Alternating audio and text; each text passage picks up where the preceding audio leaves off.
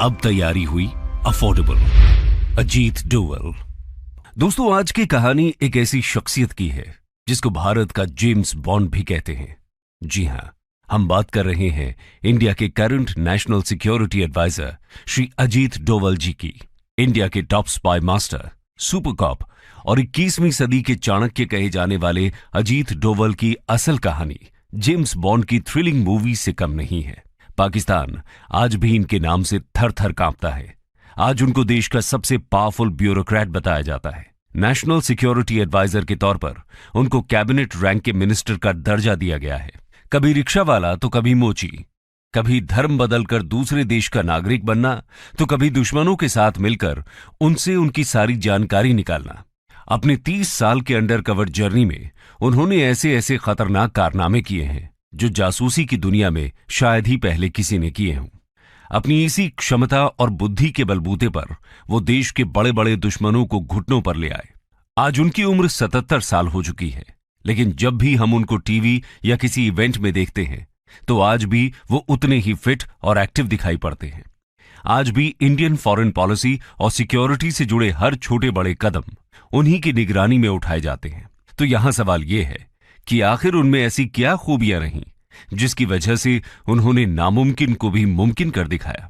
आज की वीडियो में हम अजीत डोवल की जीवनी के साथ साथ उनसे जुड़ी कुछ अहम खूबियां और किस्से कहानियों की चर्चा करेंगे। तो आइए बिना देर किए इस डिस्कशन को आगे बढ़ाते हैं। Early life. दोस्तों, साल था 1945, तारीख 20 जनवरी। उत्तराखंड के पौड़ी गढ़वाल में अजीत डोवल का जन्म एक फौजी परिवार में हुआ। उनके पिता major GL Doval Indian army के एक ऑफिसर थे। उनकी शुरुआती पढ़ाई भी एक आर्मी स्कूल से ही हुई थी। अपनी कॉलेज की पढ़ाई उन्होंने अजमेर मिलिट्री स्कूल से की। 22 की उम्र में उन्होंने यूनिवर्सिटी ऑफ आगरा से इकोनॉमिक्स में मास्टर्स की डिग्री हासिल की। मास्टर्स खत्म करते ही उन्होंने यूपीएससी का एग्जाम दिया और पहले ही अटेम्प्ट में उसको क्वालिफाई कर इंडियन पुलिस सर्विस को ज्वाइन कर लिया। इस बात से आप अंदाजा लगा सकते हैं कि अजीत डोवल पढ़ने में शुरुआत से ही काफी शार्प थे। 1968 में उनकी पहली पोस्टिंग केरला काडर में एएसपी के तौर पर हुई। खैर, संयोग की बात यह है कि उनकी पोस्टिंग के कुछ ही समय बाद केरला में एक बेहद अनफॉर्चुनेट घटना हुई। असल में 28 दिसंबर 1971 को केरला के थलासेरी गांव में हिंदू और मुस्लिम कम्युनिटीज के बीच कुछ रूमर्स को लेकर कम्युनल टेंशन्स बढ़ने लगी। 1972 के फर्स्ट वीक तक आते आते इन टेंशन्स ने एक फुल ब्लोन हिंदू मुस्लिम राइट्स का रूप ले लिया। पूरे इलाके में तनावपूर्ण स्थिति थी। दोनों तरफ से वायलेंस, लूटपाट और चोरी चकारी बढ़ती ही जा रही थी। हालात को काबू से बाहर निकलता देख देश के तत्कालीन होम मिनिस्टर के करुणाकरण एक ऐसे पुलिस पर्सनल की तलाश करने लगे जो इन राइट्स को कंट्रोल कर सके। कुछ ही समय के अंदर अंदर एएसपी के पद पर कोट्टयम में तैनात एक यंग और स्मार्ट पुलिस ऑफिसर यानी अजीत डोवल होम मिनिस्टर करुणाकरण की नजरों में आ गए। अजीत डोवल को सर्विस में आए अभी 3 साल भी नहीं हुए थे, लेकिन उनके कामकाज से उनके चर्चे अभी से ही दूर दूर तक फैलने लगे थे। उनके सीनियर्स ये जान चुके थे कि उनमें कुछ तो बहुत खास है। इसी के चलते करुणाकरण उन दंगों को काबू में लाने के लिए अजीत डोवल को चुनते हैं। बस फिर क्या था, अजीत डोवल ने कुछ ही दिनों के अंदर अंदर दोनों कम्युनिटीज के लोगों को समझाकर न सिर्फ इन दंगों को शांत किया, बल्कि उन लोगों पर अपना ऐसा जादू चलाया कि वो लोग एक दूसरे के लुटे हुए सामान को भी वापस करने के लिए राजी हो गए। यानी जो काम पूरे स्टेट की पुलिस नहीं कर पा रही थी, वो अजीत डोवल ने खुद अकेले ही कुछ ही क्षणों में कर दिखाया। उनके इस पराक्रम के चर्चे केरला से लेकर दिल्ली तक होने लगे। देखते ही देखते अपने इसी हुनर की वजह से वो दिल्ली में बैठे इंटेलिजेंस ऑफिसर्स की नजरों में आ गए और तभी उन्हें सेंट्रल सर्विसेज के लिए केरला से दिल्ली बुला लिया गया। दिल्ली में उन्हें सेंट्रल इंटेलिजेंस एजेंसी आईबी यानी इंटेलिजेंस ब्यूरो में डेप्यूटेशन के लिए भेज दिया गया। इसके साथ ही उन्होंने इतनी कम उम्र में जासूसी की दुनिया में कदम रखा और यहीं से एक यंग आईपीएस ऑफिसर का इंडिया का स्पाई मास्टर बनने का सफर शुरू हुआ। आइए अब उनके इस रोमांचक सफर पर एक नजर डालते हैं। The life undercover. तो दोस्तों, लगभग 7 साल की पुलिस सर्विस के बाद अजीत डोवल आईबी में नियुक्त हो जाते हैं। शुरुआत में कुछ समय के लिए उन्हें कुछ डेस्क वर्क सौंपा जाता है। इत्तेफाक की बात है 1970s में इंडिया के नॉर्थ ईस्ट रीजन में इंसर्जेंसी का माहौल था। वहां के स्टेट्स खुद के लिए एक इंडिपेंडेंट नेशन की मांग कर रहे थे। अगर बात करें मिजोरम स्टेट की, तो वहां एक सेपरेटिस्ट लालडेंगा की लीडरशिप के अंडर इंस्टेबिलिटी अपने पीक पर थी। ये वहां अपनी एक अलग पैरेलल सरकार चला रहे थे। मिजो नेशनल फ्रंट मिजोरम को इंडिया से अलग करने की मांग कर रहा था। दिल्ली में बैठी इंडियन गवर्नमेंट के लिए यह सिचुएशन बहुत नाजुक थी। ऐसे में आईबी ने यह तय किया कि उनका कोई ऑफिसर मिजोरम जाकर इन इंसर्जेंट्स को शांत करने की कोशिश करेगा। लेकिन सवाल था कि यह करेगा कौन? अब जवाब केवल एक ही था, जी हां, अजीत डोवल। अजीत डोवल अपनी मैरिज के कुछ ही महीनों बाद अपने वर्क पर वापस लौटे थे। जब उनको मिजोरम की हालत का पता चला तो उन्होंने खुद आगे आकर वहां जाने की बात कही। सबको कहीं ना कहीं इस बात का भरोसा था कि अब ये सिचुएशन सॉल्व हो ही जाएगी। खैर, वहां जाकर उन्होंने अपनी खास रणनीति बिछाई और एक एक करके सभी दुश्मनों को ढेर कर दिया। असल में लालडेंगा अपना आतंक अपने 7 कमांडर्स के बलबूते पर फैलाता था। ये 7 कमांडर्स लालडेंगा की सबसे बड़ी ताकत होने के साथ साथ सबसे बड़ी कमजोरी भी थे और अजीत डोवल ने उनकी इसी कमजोरी पर वार किया। उन्होंने इन 7 में से 6 कमांडर्स को अलग अलग तरह से लालच और दिलासा देकर अपनी तरफ शामिल कर लिया। यहां लालडेंगा को जब ये पता चला कि उसकी असल पावर तो उसके हाथों से जा चुकी है, तब उसको भारत सरकार के आगे घुटने टेकने ही पड़े। कुछ समय बाद लालडेंगा और भारत सरकार के बीच पीस टॉक्स कराई गई। इसी के साथ मिजोरम के सेपरेटिस्ट मूवमेंट को खत्म किया गया। वहां चुनाव करवाए गए और आखिरकार अजीत डोवल का यह मिशन कामयाब रहा। मिजोरम के इंडिया के साथ सक्सेसफुल एक्सेशन में अजीत डोवल के इमेंस कंट्रीब्यूशन के चलते उनको प्रेसिडेंट्स पुलिस मेडल से नवाजा गया। इतने कम सर्विस ईयर्स में अजीत डोवल ऐसे पहले ऑफिसर थे जिनको इस पदक से सम्मानित किया गया। खैर, मिजोरम के बाद ऐसा ही कुछ सिक्किम में भी हुआ। सिक्किम तब तक इंडियन यूनियन का पार्ट नहीं बना था। सिक्किम के राजा इंडिया के साथ एक्सेशन नहीं करना चाहते थे, लेकिन एक बार फिर अपनी चाणक्य नीति से अजीत डोवल ने सिक्किम को इंडियन यूनियन के साथ सक्सेसफुली मर्ज कर दिखाया। खैर, 1970s के एंड तक आते आते नॉर्थ ईस्ट की सिचुएशन तो कुछ स्टेबल हो चुकी थी, लेकिन अगले दशक में पंजाब में कुछ नई टेंशन उबाल ले रही थी। पंजाब में खालिस्तानी मिलिटेंट्स अपने अलग देश खालिस्तान की मांग करने लगे। मिलिटेंट्स के गुट अमृतसर के गोल्डन टेम्पल को अपना सेफ शेल्टर बनाकर पूरे शहर में आतंक फैलाने लगे। चीजें काबू से बहुत ज्यादा बाहर होने लगी। 1984 तक आते आते ऑपरेशन ब्लू स्टार की नौबत आ गई। इंडियन मिलिट्री पर्सनल्स ने गोल्डन टेम्पल को मिलिटेंट्स से मुक्त करने के लिए इस ऑपरेशन को लॉन्च किया और उन मिलिटेंट्स को वहां से खदेड़ दिया। लेकिन इस ऑपरेशन के बाद भी गोल्डन टेम्पल पूरी तरह मिलिटेंट से मुक्त नहीं हुआ था। इस प्रॉब्लम का पूरी तरह सफाया करने के लिए 1988 में ऑपरेशन ब्लैक थंडर लॉन्च किया गया और इस ऑपरेशन में अजीत डोवल की बेहद अहम भूमिका रही। आपको जानकर हैरानी होगी कि इन बचे हुए मिलिटेंट्स की जानकारी निकालने के लिए उन्होंने एक रिक्शा पुलर का भेष बनाया। इतना ही नहीं, इस भेष के साथ उन्होंने उन मिलिटेंट्स पर ऐसा जादू चलाया कि वो ये मानने के लिए तैयार हो गए कि ये रिक्शा पुलर एक पाकिस्तानी इंटेलिजेंस ऑफिसर है जो उनकी मदद के लिए वहां आया है। बस फिर क्या था, इसी बात का फायदा उठाकर उन्होंने उन मिलिटेंट्स के साथ गोल्डन टेम्पल के अंदर रहकर उनकी हर छोटी बड़ी जानकारी इकट्ठा की और इंडियन आर्मी को सौंप दी। इसी जानकारी के आधार पर ऑपरेशन ब्लैक थंडर लॉन्च किया गया और अजीत डोवल इसको पार लगाने में कामयाब रहे।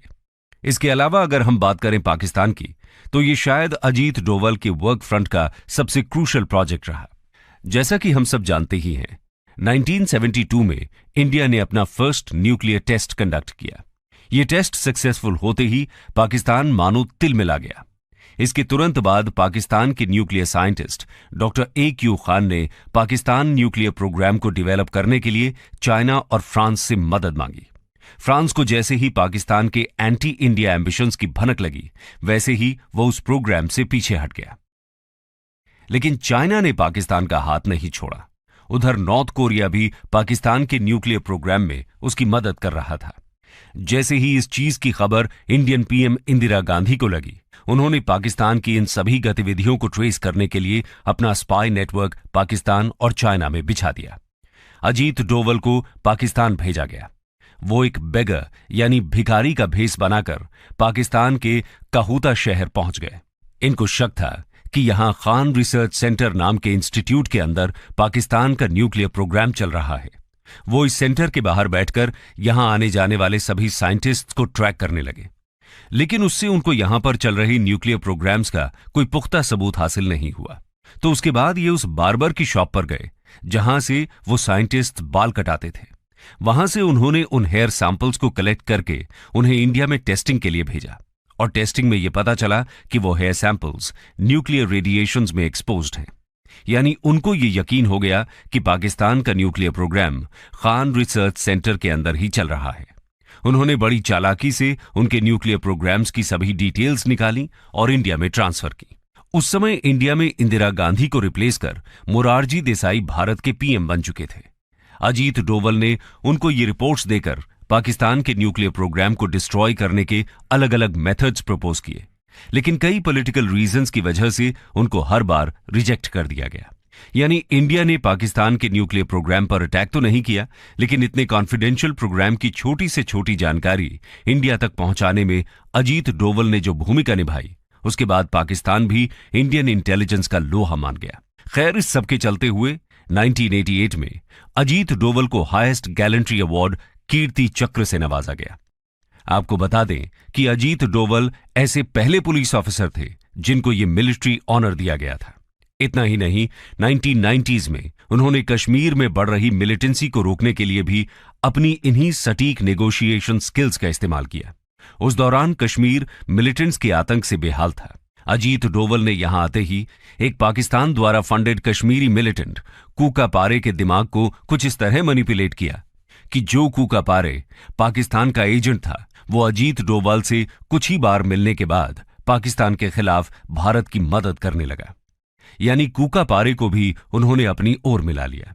इसके बाद 1996 में जम्मू कश्मीर में विधानसभा के इलेक्शंस कराए गए और इन इलेक्शंस में कूका पारे एमएलए की सीट जीत गया।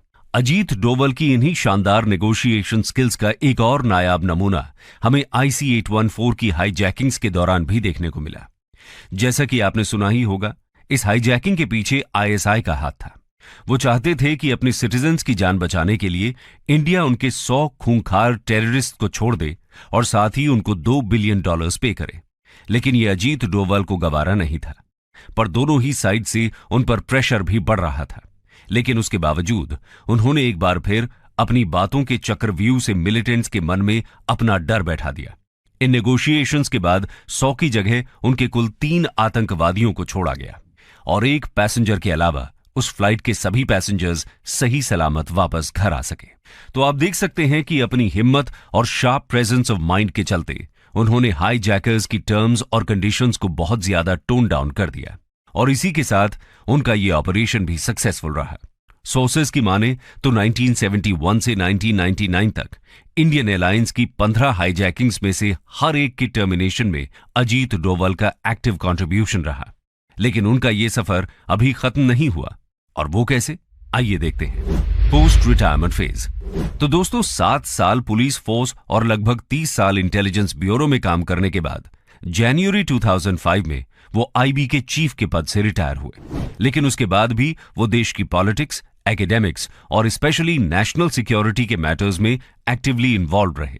इस दौरान उन्होंने कई रिनाउंड गवर्नमेंट और नॉन गवर्नमेंटल इंस्टीट्यूशंस और सिक्योरिटी थिंक टैंक्स में इंडिया के सिक्योरिटी चैलेंजेस और फॉरेन पॉलिसी ऑब्जेक्टिव्स पर लेक्चर्स डिलीवर किए। कई लीडिंग न्यूज़पेपर्स और जर्नल्स में इंडिया की सिक्योरिटी से रिलेटेड आर्टिकल्स भी पब्लिश किए। दिसंबर 2009 में उन्होंने एक leading public policy think tank Vivekananda international foundation की स्थापना की और इस तरह वो अपने पोस्ट रिटायरमेंट फेज में दुनिया के सामने खुलकर इंडिया की नेशनल सिक्योरिटी ऑब्जेक्टिव्स को प्रमोट करते नजर आए। लेकिन उनकी जिंदगी के इस फेज ने एक बड़ा टर्न 2014 में लिया, जब न्यू दिल्ली में बीजेपी की गवर्नमेंट ने अपनी सत्ता स्थापित की। 30 मई 2014 को पीएम मोदी ने उनको देश के 5th नेशनल सिक्योरिटी एडवाइजर के रूप में नियुक्त किया। नेशनल एडवाइजर बनते ही उनके सामने इराक से एक बड़ा चैलेंज आ खड़ा हुआ। असल में उस समय इराक में आईसिस का आतंक छाया हुआ था। जून 2015 में आईसिस ने इंडिया की 46 नर्सेस को तिकरित में बंदी बना लिया। एनएसए बनने के कुल 2 महीने बाद अजीत डोवल बहुत खुफिया तरीके से इराक पहुंचे, वहां उनकी सरकार के साथ कोलैबोरेट किया और कुछ ही दिनों के अंदर अंदर सभी इंडियन नर्सेस को आईसिस के चंगुल से छुड़ाकर इंडिया वापस ले आए। इसके बाद भी पिछले कुछ सालों में पाकिस्तान ने इंडिया पर उड़ी और पुलवामा में 2 खूंखार आतंकी हमलों को अंजाम दिया। इन दोनों हमलों के रिस्पांस में भारत की ओर से जो सक्सेसफुल सर्जिकल स्ट्राइक्स हुई, उन दोनों के मास्टरमाइंड और कोई नहीं बल्कि खुद अजीत डोवल ही थे। आपको याद होगा कि पुलवामा की सर्जिकल स्ट्राइक में विंग कमांडर अभिनंदन का प्लेन पाकिस्तान के इलाके में जा गिरा और वो पाकिस्तान के कब्जे में आ गए। जाहिर है कि पाकिस्तान उनको इतनी आसानी से छोड़ने वाला नहीं था, लेकिन अजीत डोवल ने यहां से अमेरिका फोन घुमाया और वहां से उनके काउंटरपार्ट ने पाकिस्तान पर प्रेशर बनाया और कुछ ही घंटों के अंदर विंग कमांडर अभिनंदन को बाइज्जत इंडिया को सौंप दिया गया। हालांकि पाकिस्तान इसको एक गुडविल जेस्चर का नाम देता है, लेकिन असल में ये सब अजीत डोवल के ही खौफ का नतीजा था। तो दोस्तों, ये वीडियो खत्म तो हो जाएगी, लेकिन अजीत डोवल की वीरता के किस्से कहीं खत्म नहीं होंगे। उनकी जिंदगी की कहानी असल में इतने थ्रिल और रोमांच से भरी हुई है, लेकिन अब तक आप ये अंदाजा लगा ही सकते हैं कि अपने 30 साल लंबे जासूसी के करियर में उन्होंने कैसी कैसी खूंखार परिस्थितियों को अकेले फेस करते हुए पूरे इंडिया की सिक्योरिटी को सर आंखों पर रखा। इस दौरान कई बार बात उनकी जान पर भी बनाई, लेकिन उन्होंने कभी भी घबराकर एक भी कदम पीछे नहीं रखा। बिना डरे, बिना डगमगाए वो अपने मकसद पर हमेशा अडिग रहे। वो बहुत दूरदर्शी हैं, अपने दुश्मनों से कई गुना आगे की सोच रखते हैं। इसीलिए कहा जाता है कि जहां सबकी सोच खत्म हो जाती है, वहां से अजीत डोवल की सोच शुरू होती है। अपनी शार्प मेंटालिटी के जरिए अपने राइवल्स के दिमाग को पढ़ लेना और उसी के बेस पर उनकी साइकोलॉजी के साथ खेलना अजीत डोवल की सबसे बड़ी खूबी रही। इसी के बल पर उन्होंने अच्छे अच्छे मास्टरमाइंड्स के प्लान्स को फ्लॉप कर दिया। इसके अलावा अपनी मातृभूमि की रक्षा को लेकर उनका जुनून और हिम्मत उनको उनके हर काम में सफलता दिलाती गई। तो दोस्तों, ये थी कहानी इंडिया के सबसे powerful spy master Ajit Doval की।